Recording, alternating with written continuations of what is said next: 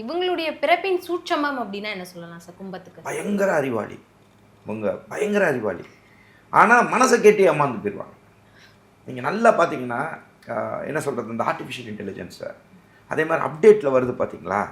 அதாவது இப்போ வரக்கூடிய டெக்னாலஜி, இன்னும் ஒரு 20 வருஷத்துக்கு கழித்து வரக்கூடிய டெக்னாலஜி, இந்த லெவல்லலாம் அந்த அந்த இதெல்லாம் பார்த்தீங்கன்னா டெக்னாலஜி ரிலேட்டட் விஷயங்கள்லாம் ரொம்ப ஷார்ப்பாக இருப்பாங்க. ஒரு உதாரணத்துக்கு நீங்கள் ஏதாவது ஒரு விஷயம் அவங்கள பேசிகிட்டே இருக்கீங்கன்னு வச்சுக்கோங்க, அதுவும் அவங்க சதய நட்சத்திரத்துலாம் இருந்தாங்கன்னு வச்சுக்கோங்களேன், அவங்கெல்லாம் இப்போ நீங்கள் பேசிகிட்டே இருக்கீங்கன்னா கடற்கடன்னு அப்படி பார்த்துட்டு இதுதான் இதோட ரிப்போர்ட்டுன்னு கிளம்பி கையில் போட்டுருவாங்க. ஆமாம், டெஃபினட்டாக.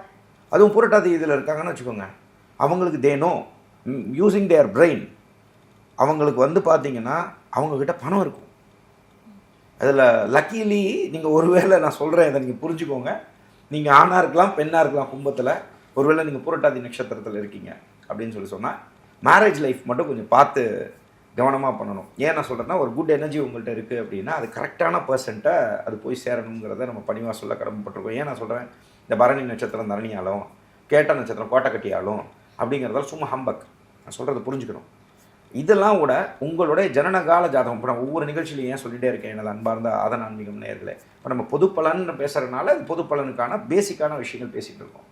அந்த அடிப்படையில் உங்களோட பணிவாக சொல்கிற விஷயம் என்னென்னா, கும்பராசியில் புரட்டாதி நட்சத்திரத்தில் வர்றவங்க மட்டும் தயவு செஞ்சு இந்த 7 பொருத்தம் பார்த்தேன் 6 பொருத்தம் பார்த்தேன்னு சொல்கிறத விட, ஏன்னா நீங்கள் கல்யாணம் பண்ணக்கூடிய நபருக்கு உங்களால் நிறைய நன்மைகள் கிடைக்குங்கிறத பணிவாக புரிஞ்சுக்கணும். ஏன்னா உங்களுக்கு அந்த மேரேஜ் லைஃபு, அதே மாதிரி ஆணாக இருந்தாலும் சரி பெண்ணாக இருந்தாலும் சரி, இந்த எக்ஸ்ட்ரா மேரிட்டல் திங்ஸை இந்த மாதிரி விஷயங்களை போய் மாட்டிட்டிங்கன்னா ஆக்சுவல் எனர்ஜி வந்து டைவர்சிஃபை ஆகிடுன்றது தான் வருத்தமான ஒன்று. விட்டம் நட்சத்திரத்தை பற்றி எதுவும் சொல்லலை. அதாவது அவங்க எப்படின்னாமா எதுலேயுமே மாட்ட மாட்டாங்க. நீங்கள் உடைந்த நட்சத்திரம் இருக்குது, உடையாத நட்சத்திரம்னு கணக்கில் இருக்குது. அப்போ அவிட்டம் மொத்தம் எப்படின்னாமா உழைப்பாளிகள், கடுமையான உழைப்பாளிகள். நான் ஏன் ஸ்பெசிஃபிக்காக சொன்னேன்னாமா, இவங்க வந்து அதாவது கும்பம்னு எடுத்தீங்க அப்படின்னா இது வந்து இந்த நட்சத்திரம் அவிட்டத்தை பொறுத்த வரைக்கும் உழைப்பால் உயர்ந்தவர்கள். ஆனால் இந்த 2 பேர் இருக்காங்க பார்த்தீங்களா, இவங்க பயங்கர கெட்டிக்காரங்க. ஆன் கேமராவில் சில விஷயம் சொல்லக்கூடாது, ஏன்னா நம்மளோட அன்பார்ந்த நேயர்கள் நிறைய பேர்.